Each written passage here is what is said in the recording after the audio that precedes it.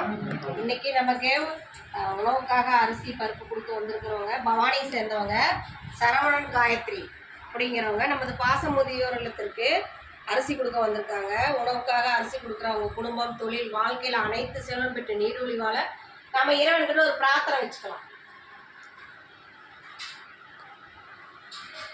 திரு சரவணன் காயத்ரி தேவி அவங்களுக்கு நமது பாச அறக்கட்டளை சார்பாக நன்றிகளையும் வாழ்த்துக்களையும் தெரிவிச்சுக்கலாம். இந்த நேரத்தில் நம்ம அவங்களுக்கு ஒரு கோரிக்கை வைக்கிறோம். என்னன்னு கேட்டிங்கன்னா, நமது பாச அறக்கட்டளை பாசமதியில் ஆரம்பித்து 2 வருஷம் முடிஞ்சிச்சுமா, 3 வருஷத்துக்கு போயிட்டுருக்கோம். இங்கே நிறைய பெரியவங்க வரதுனால இடம் வசதி பத்தாதனால சொந்தமாக இடம் வாங்கி கட்டணம் அமைக்கலாம்னு இருக்கோம். அதுக்கு உங்களால் முடிஞ்ச வழி நான் இதை செஞ்சுக்கிற மாதிரி கேட்டுக்கிறோம்.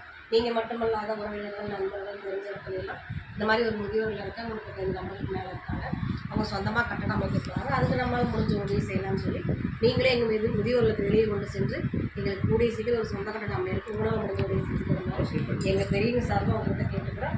உணவுக்காக அரசு கொடுத்தவங்களுக்கு மீண்டும் ஒரு நன்றிகளையும் வாழ்த்துக்களையும் தெரிவிச்சுக்கிறோம். வாழ்க வளமுடன்.